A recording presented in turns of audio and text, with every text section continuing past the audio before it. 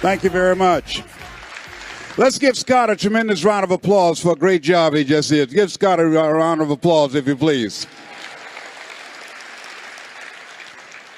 How many have major goals you'd like to achieve? Raise your hands, please. Major goals you'd like to achieve. Fantastic. Shake someone's hand on your right and left. Look them in the eyes and say, you have something special. You have greatness within you. Do that right now, please.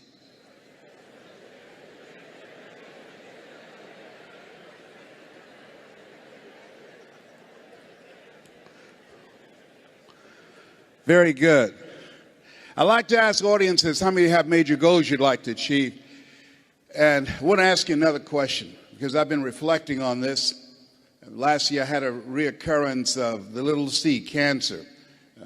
15 years ago I was diagnosed with prostate cancer and given a 2 to 3 year prognosis. One of the things I think that doctors should never tell someone they're terminally ill, what they should say is, my knowledge and ability to help you has terminated.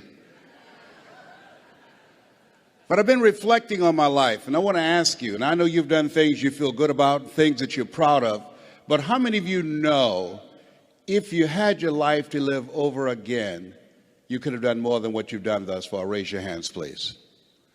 That proves the point that what we do and what we accomplish in life is only a tip of the iceberg of what's possible for us. So I want to share some thoughts with you. I want you to think about 3 goals that you'd like to achieve in 3 areas of your life. Number 1, what's one personal goal that you'd like to achieve? Why don't you think about that? My first personal goal was to buy my mother a home. I'm one of 7 children that my adopted mother adopted. And I feel like Abraham Lincoln, who said, all that I am and all that I ever hope to be, I owe to my mother. She was a domestic worker on Miami Beach in the United States, and she cleaned homes and she kept children. And we wore the hand-me-down clothes of the children that she kept. She cooked for families, and we ate the food left over from the families that she cooked for. These were very kind and generous people. They would say, Mamie, whatever food is left over, you can pack it up and take it home to those children that you have adopted. And I used to walk around these big, beautiful mansions, and I'd say, Mama. And she said, what is it, Leslie? When I become a man, I'm going to buy you a big, beautiful home, just like this. How many have somebody special you'd like to do something for? Raise your hands, please. Very good. We're going to show you how you can make that happen. Now I want you to think about your financial goals, growing your business, advancing your career, taking your life to the next level. I want you to think about the goals that you've set for yourself, why you've invested in yourself and being here. And whatever the goals are that you've set for yourself, and I hope you've raised the bar on yourself, I want you to multiply it 100-fold. I found that most people fail in life not because they aim too high and miss. I found that most people fail in life because they do what I did for most of my life, aim too low and hit. And many never aim at all. Now I want you to think about your social contribution. What will be different because you showed up? Horace Mann said we should be ashamed to die until we've made some major contribution to humankind. One of the goals I have is reduce the number of women who die from breast cancer. My mother was a 22-year breast cancer conqueror. How many men over 40? Raise your hands, please. Men over 40. Very good. One of the goals every time I speak, I encourage men to get their PSA test, which stands for prostate-specific antigen, and their digital rectal examination. And I'll be glad and they can check our prostate by looking in our ears. You know, it's got to be a better way. I'm turning red as I talk about it, but you can't see it. Friend of mine was at a medical convention. Hey, Les, let me give you a free rectal. I said, no, buddy, you too motivated. Homie, don't roll like that, you know. One of the goals I have is teaching people how to tell their story, how to grow their business, be the voice of their business, how to improve the customer service, how to develop their leadership voice, how to go from being local to being global. I want you to think about the things that you want to do with your life, the kind of impact that you want to make. And as you think about those 3 categories, let us say together with conviction, it's possible. Together, please. Everybody together, please. Say it's possible.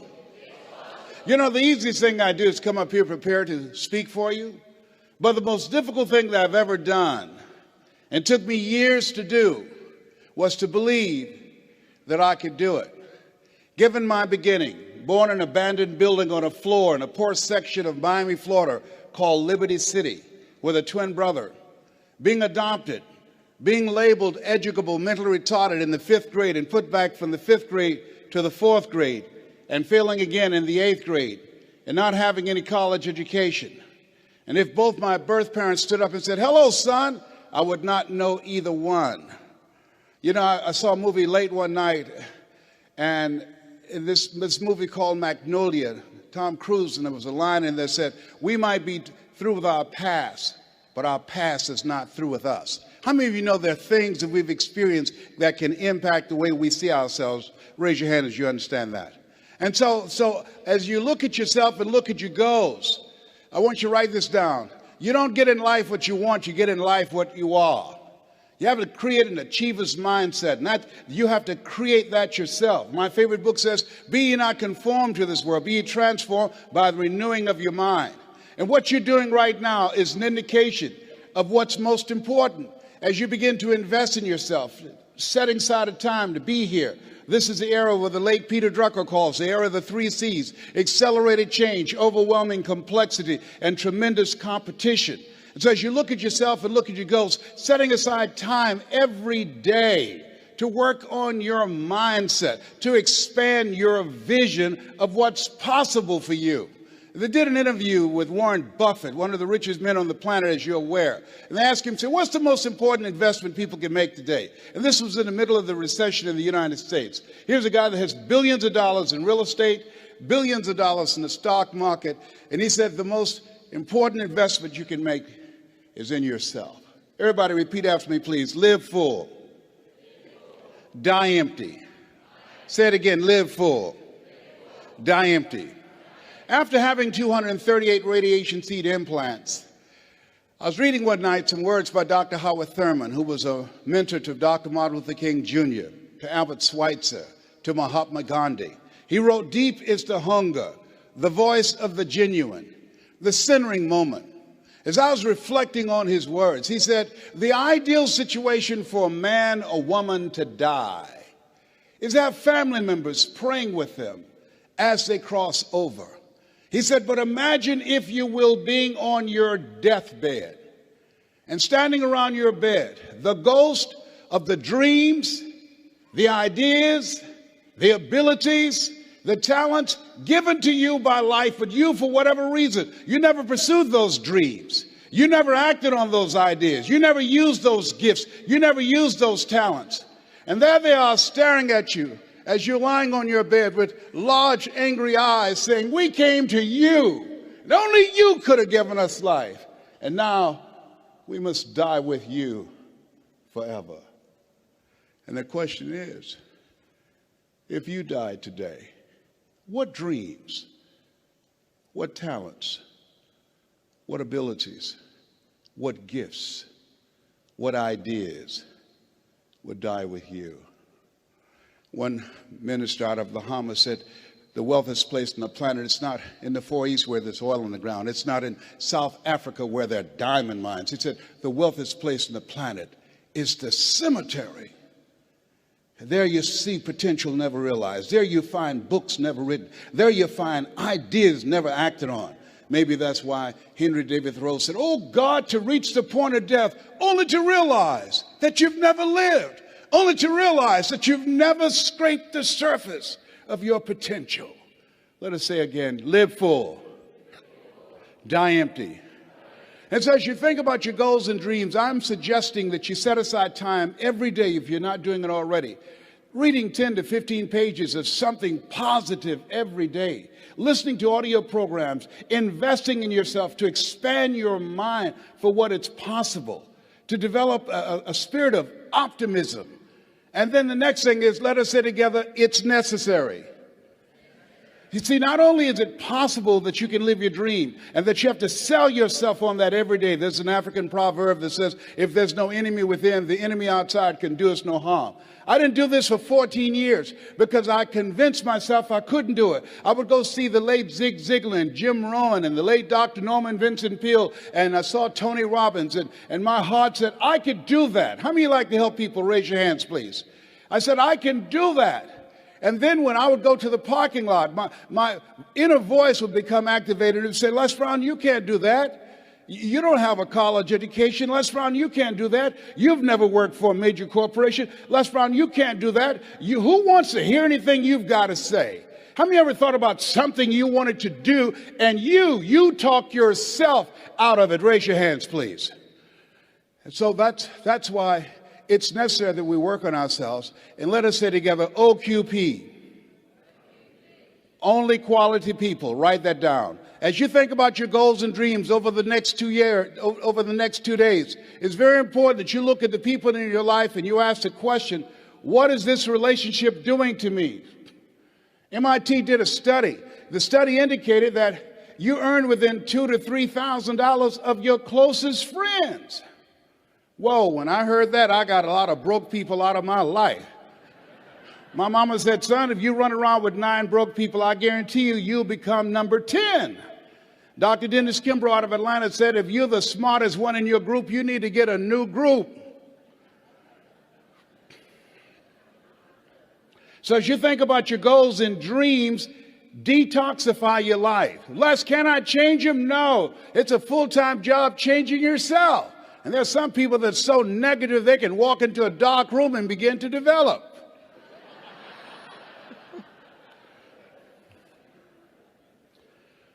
And so it's very important that you look at the people that's in your circle and begin to understand, are you growing mentally and emotionally and spiritually and professionally? Are they an asset to you or a liability to you? The other thing is, as you look at your goals and look at your dreams, let us repeat this, please. Make your move before you're ready. Yeah, write that down. See, I said, well, I don't have a college education. I don't have any paper or alphabets behind my name. And I realized that if you want to make it in life, you want to make your mark, you've got to become a risk taker. Viscott said, if you're not willing to risk, you cannot grow. And if you cannot grow, you can't become your best. And if you can't become your best, you can't be happy. And if you can't be happy, then what else is there? I like what Helen Keller said. She says, life is short and unpredictable. Eat the dessert first. So you have something special. You're here because there's something in your heart of hearts that said, I want more. I can do more. You're here because you're different. How many of you know people who should be here? Raise your hands, please.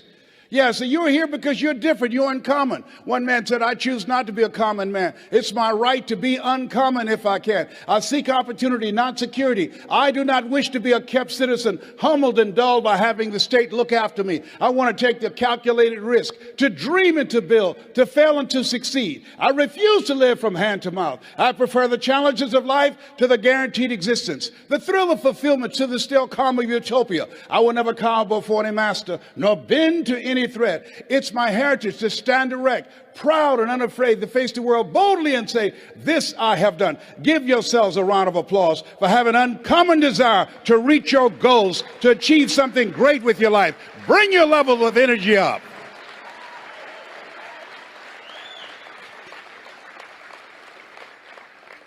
So as you look at yourself, not only must we begin to upgrade our relationships, but the other thing is, as you look at your goals and look at your dreams, write this down. You will fail your way to success. See, 85% of people allow their fear of failure to outweigh their desire to succeed. You're going to make some mistakes, and it's okay. Anything that's worth doing is worth doing badly. It's worth doing right if you know how to do it, but if you don't know how to do it, it's worth doing badly until you get it right. You have to be willing to experiment with life. I've done a variety of things and I had absolutely no idea I have the ability to do those things. Here's what I can say about you, and I don't even know you. You've got greatness within you, but you will not discover your greatness in your comfort zone.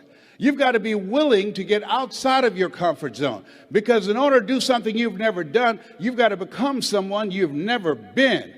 And most people, they go to their graves with their greatness still in them. Maybe that's why one woman said in a moment of anguish, what if you live your whole life only to discover that it was wrong? Here's something else as you think about your goals and dreams. What's your why? Why do you want to do it? What drives you? This is my mother. She was 46 years old when she adopted first Wesley and I, and then 5 other children. And she was a driving force in my life. Which one am I? On the right or the left? I'm the cute one. Which one am I now? I'm the one on the left, all right? Yes, indeed. And as you think about your goals and dreams, think about somebody that you love, that inspired you, someone that you love, that you admire. And I think about my background, and this is Wesley and I eating sugar cane. You see, we were not born with a silver spoon in our mouths. Do y'all eat sugar cane here in Australia? Anybody ever had sugar cane? Most of you have not. Just 2 people here. Yeah, it's sweet. It's interesting. Well, you know, we were born in the area of Florida where you eat sugar cane. Donald Trump, father gave him $200 million to become successful. How many of you know if I give you $200 million, you got a good shot at becoming successful? Raise your hands, please.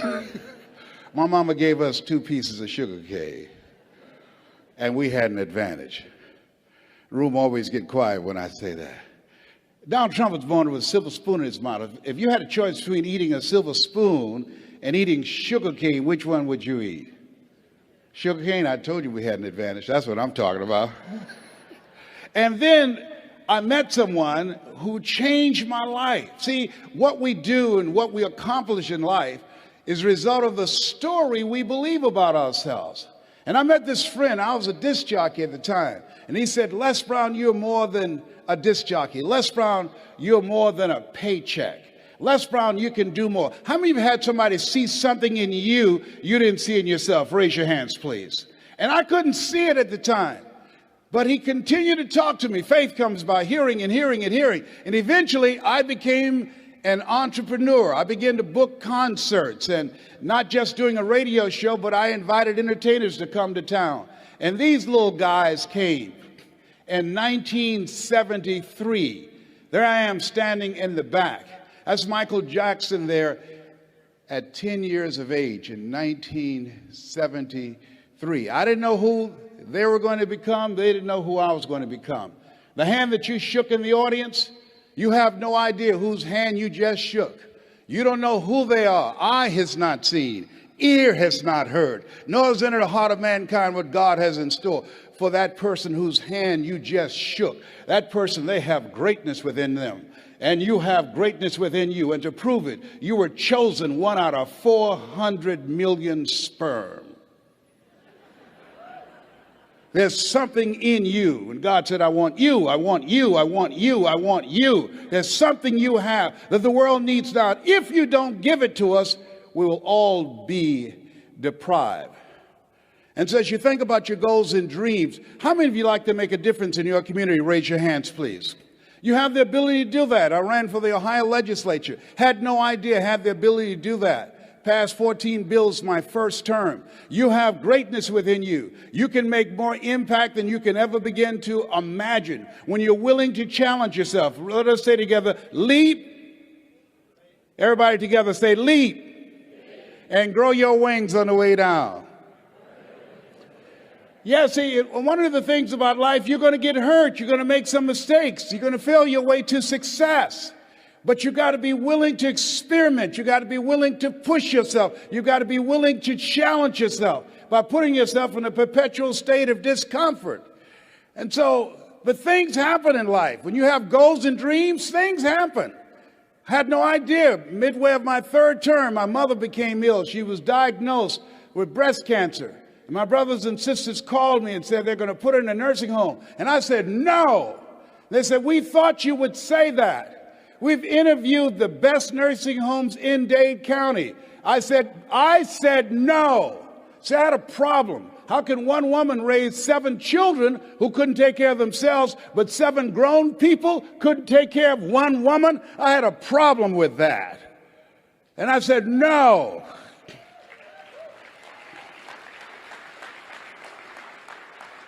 So I resigned from the Ohio legislature and I came back to Miami to take care of Mama, and took care of her until 89.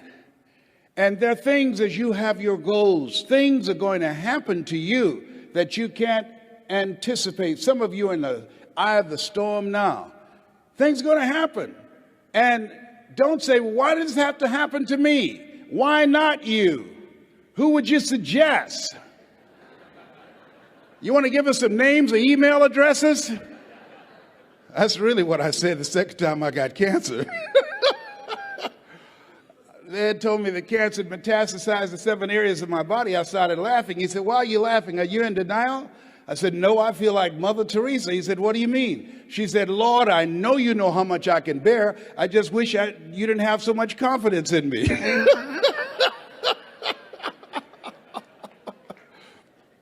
There's times in your life when things are going to happen that you've got to begin to put your dream on hold. And you might have to reinvent yourself. How many have already gone through that? Raise your hands, please. It's called life. And don't tell everybody about it. 80% don't care, and 20% glad as you. You have to suck it up and handle it. That's what it's called being in business, being an entrepreneur, being a risk taker, walking by faith and not by sight. Stuff happens to you. And so I had to go in a new direction. And I decided to tell my story. How many of you got a story? Raise your hands, please. How many of you have gone through some things in life that you can teach some other people? Raise your hands, please. How many of you, like me, had periods in your life when you were temporarily insane? Raise your hands. See, there are some people, one of the goals I have in training, 100,000 voices of hope outside of politics and outside of religion, both of which I believe unwittingly polarize and divide people, and teach people how to deliver a message of hope and give people methods and techniques that will help them to change their lives and begin to move their lives to another level. You have something special. You have greatness within you. That story that you have can impact people's lives. Mike Williams talked to me, and it changed my life. It began to expand my vision. How many of you have a college education? Raise your hands, please. Very good. Over 90%. How many ever give a lecture at Harvard University? Raise your hands, please. No hands up. That's in your future. Shake somebody's hand on your right and left and say, that's in my future. That's in my future. Everybody point at me right now. Point at me right now. Point at me lovingly right now. Say, Les Brown. Everybody together say, Les Brown. If you can do it, I can do it. And this time when you say, I can do it, say it with conviction. Point at me again. Les Brown. If you can do it, I can do it. Shake someone's hand on your right and left and say, I'm ready to play a bigger game. Do that right now. Say, I'm ready to play a bigger game. Absolutely. Yes. It says you look at yourself and look at your goals. There's some things that you can do when you challenge yourself, when you go outside your comfort zone. There are things that will come in the direction of your life that you can't even begin to imagine, that you're going to begin to evolve and go to new levels that will amaze you. And I tell you these things not to impress you, but to impress upon you. You have something special. You have greatness within you. You have the ability to do more than you can ever begin to imagine. And so what I'm suggesting that you do is to stretch yourself, that you constantly look for ways as an entrepreneur. How can you begin to set yourself apart from the competition? What is it that you can do that can make you stand out? What are the market takeaways that you can do? One of the things that I learned as a speaker, as a trainer, as an entrepreneur, and a small business operator is that you've got to find something that you love and that you master that. Henry David Thoreau said, do not go where the path may lead, but go where there's no path and leave a trail. As you look at yourself as a business operator, as you look at yourself as an entrepreneur, as you look at yourself as a person that want to make a mark with your life, that want to leave a legacy, you've got to be hungry. Let us say together, I'm hungry to do more. I'm hungry to stretch myself. I'm hungry to take my life to another level. I never forget this gentleman that I'm going to talk with tomorrow. He's now in his 90s. He's blind from glaucoma. And I never forget, he said, young man, go to the board and work this problem out for me. And I said, oh, sir, I can't do that. He says, why not? I said, I'm not one of your students. He said, look at me. Yes, sir. Go to the board and work the problem out anyhow. I said, I can't, sir. And the other students started laughing and saying, he's Leslie. He's got a twin brother, Wesley. Wesley is smart. He's DT. He said, what's DT? He's the dumb twin. And I said, I am, sir. As the students laughed, as some of you did. And he came from behind his desk, he looked at me. He said, don't you ever say that again. Someone's opinion of you does not have to become your reality. And that was a turning point in my life. On one hand, I was humiliated, but on the other hand, I was liberated, because he looked at me with the eyes of Goethe, who said, look at a man the way that he is, he only becomes worse. But look at him as if he were what he could be, then he becomes what he should be. He said, young man, what do you want to do with your life? I said, sir, I want to make my mother proud, sir. He said, how do you plan to do that? I said, when I get out of high school, I'd like to be a disc jockey. He says, is that right? I said, yes, sir. He says, good. I'm going to tell you some things to do. I said, what is it? He says, number one, he said, I want you to work on your mind. He said, here's some motivational materials I want you to listen to by Dr. Norman Vincent Peale and Earl Nightingale. Train your thinking. Write this down. This is very important. What you think about, you bring about. He said, I want you to train your mind to serve you. And I want you to focus on becoming a disc jockey every day. I want you to see yourself on the radio talking to thousands of people. I want you to see yourself doing the things that you want to accomplish. Hold the vision. And I encourage you to do the same thing, whatever area. Whatever you want to do, whatever business that you're in, whatever industry that you're in, you want to see yourself there and hold the picture of what it is you want to accomplish. And I said, sir, I want to be a disc jockey, but I don't have a job yet. And then he quoted Whitney Young. He said, young man, it's better to be prepared for an opportunity and not have one than to have an opportunity and not be prepared. He said, you got to be hungry. I said, I am hungry, sir. He said, good. Here are my car keys.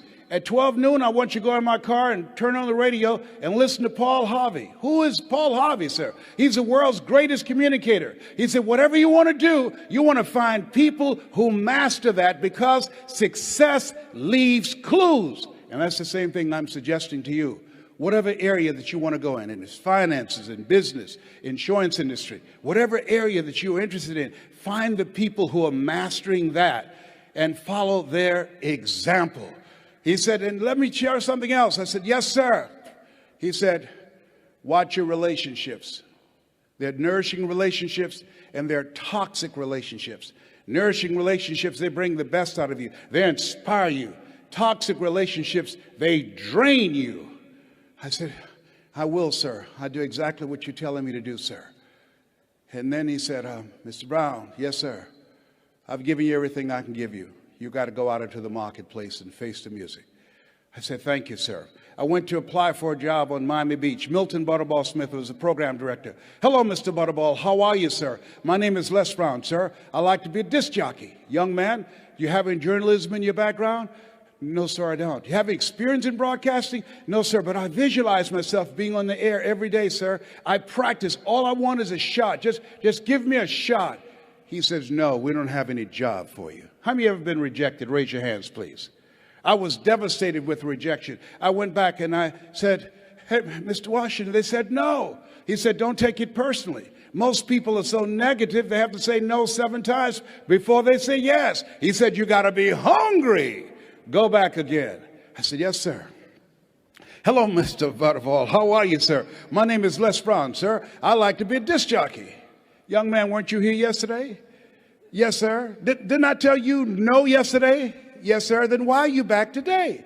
Well, sir, I didn't know whether or not somebody was laid off or somebody was fired, sir. Nobody was laid off or fired. Now get on out of here. I came back the next day. Hello, Mr. Butterball. How are you, sir? My name is Les Brown, sir. I like to be a disc jockey. I know what your name is. Weren't you here the last 2 days? Yes, sir. Didn't I tell you no the last 2 days? Yes, sir. Then why are you back today? Well, sir, I didn't know whether or not someone got sick or someone died, sir. No one got sick or died. No one was laid off or fired. Now, don't you come back here again. I came back the next day, talking loud, looking happy, like I was singing for the first time. I said, hello, Mr. Butterball. How are you? He looked at me with rage. He says, go get me some coffee. I said, yes, sir.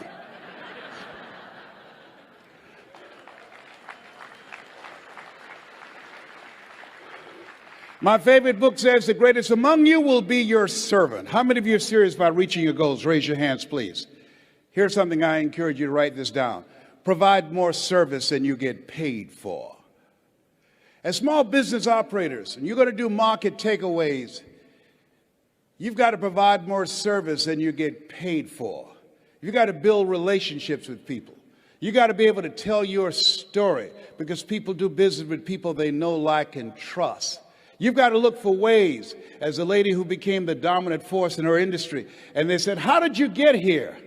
In an industry that's dominated by men. And she said, it's not our intention to please our customers or to satisfy our customers. Our intention is to amaze them with the quality of the service that we provide for them. And so you have to literally amaze your customers. Go above and beyond as you begin to anticipate what their needs are and look for ways in which you can begin to impact them. And so as you look at your goals and dreams, the people that are willing to do that are hungry. He said, Mr. Brown, go face the music. I went to apply for this job 3 different times. They said no. Finally, they asked me to become the errand boy for the disc jockeys. I'd go get their lunch and their dinner, and I'd stand in the control rooms knowing my time would come. Let us say together, my time will come. And on the weekends, they would come out to the parking lot, and their cars be waxed and clean, inside out. They said, hey, who did this? Write this down. Give before you ask. Give before you ask. I was just trying to get my foot in the door. I wanted to establish a reputation of being a go-to person, a person of resourcefulness, a person that's relentless and unstoppable, a person that can get things done. I said, I did, sir. How much you charge? Nothing, sir. I just wanted to help out. I was building relationships. People do business with people they know, like, and trust. Look here. Donna Ross and the Supremes are coming to town. The Four Tops and the Temptations. Here are my car keys. Pick them up and take them to the Fontainebleau Hotel on Miami Beach. It'll be my pleasure to serve you, sir. I was driving these entertainers in the disc jockeys' big long Cadillacs. I didn't have any driver's license, but I was driving like I had some. Then one day, it was a Saturday afternoon. A disc jockey by the name of Rockin' Roger was drinking while he was on the air. Rockin' Roger got so drunk, he could not complete the show. He began to stutter his words. He was about to fall off the chair. It was a Saturday afternoon, and I was the only one there looking at him through the control room window, walking back and forth, young, ready, and hungry. I was saying, drink, rock, drink.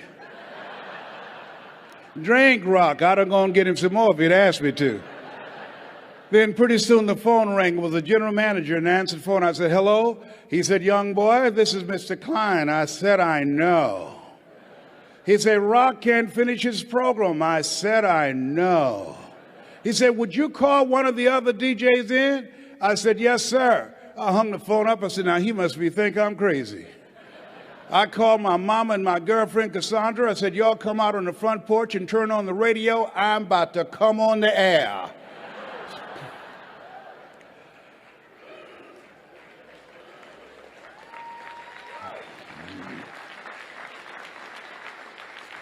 I waited for about 20 minutes, and then I called him back. I said, Mr. Klein, I can't find nobody. He said, young boy, you know how to work the controls? I said, yes, sir. He said, go in there and segue the records, but don't you say nothing here. I said, yes, sir. I couldn't wait to get old Rock out of the way. I put on a fast record. I said, look out, this is me, LB Triple P, Les Brown, your platter playing papa. There were none before me and there will be none after me. Therefore, that makes me the one and only. Young and single and love to mingle, certified, bona fide, indubitably qualified to bring you satisfaction and a whole lot of action. Look out, baby, I'm your love man. I was hungry. Get the old man a round of applause. I was hungry. I was hungry. Shake someone's hand on your right and left, look them in the eyes and say, you got to be hungry. Do that right now. Shake someone's hand and say, you got to be hungry.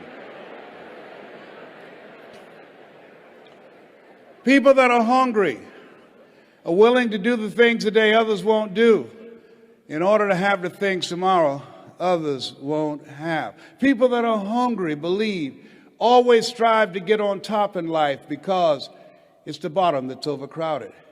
People that are hungry know if you want to be successful, you must be willing to do the things today others won't do in order to have the things tomorrow others won't have.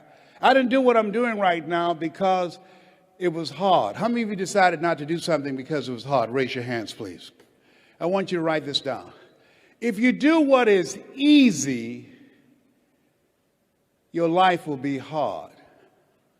Complain, point at your circumstances, give up your power, blame the government, blame the economy. If you do what is easy, your life will be hard. But if you do what is hard, your life will be easy. It's hard to make a radical change in your behavior. It's hard to take ownership. It's hard to swallow the bitter pill that wherever you find yourself, at some point in time, you made an appointment to be there. That's hard. That's hard. If you do what is easy, your life will be hard. But if you do what is hard, your life will be easy. I don't know what your goals are. I don't know what you want to do with your life. Here's what I know about your being here. That there's something in you that waits and listens to the voice of the genuine in yourself. It will be perhaps the only guide you will ever have. And if you cannot hear it, all of your life, your days will be spent on the ends of strings that somebody else pulls. And I submit to you, the reason that you're here is that in your heart of hearts, you've said, I'm going to pull my own strings. I say to you, the reason that you're here is something about you that says, I'm going to control my own destiny. There's something about you that when you pointed your fingers at your circumstances, you realize you had three pointing at yourself. So I want to dedicate something to you that my mother loved to hear me say. Mama was a 22-year breast cancer conqueror. I want to dedicate this to you, to the achiever in you, to the greatness in you, to the unexpressed gifts, talents, and abilities that you have in you that's hungry to get out. And it says simply this. Leslie, yes, ma'am, Mama. Say that thing for me, boy, that it makes me feel good. It says simply this. If you want a thing bad enough to go out and fight for it, to work day and night for it, to give up your time, your peace, and your sleep for it, if all that your dream and scheme is about it, and life seems useless and worthless without it, and if you gladly sweat for it and fret for it and plan for it, and lose all your terror of the opposition for it, and if you simply go after that thing that you want with all of your capacity, strength and sagacity, faith, hope, and confidence, and stern pertinacity, if neither cold poverty, famish or gulf, sickness or pain of body and brain can keep you away from the thing that you want, if dogged and grim you besiege and beset it, with the help of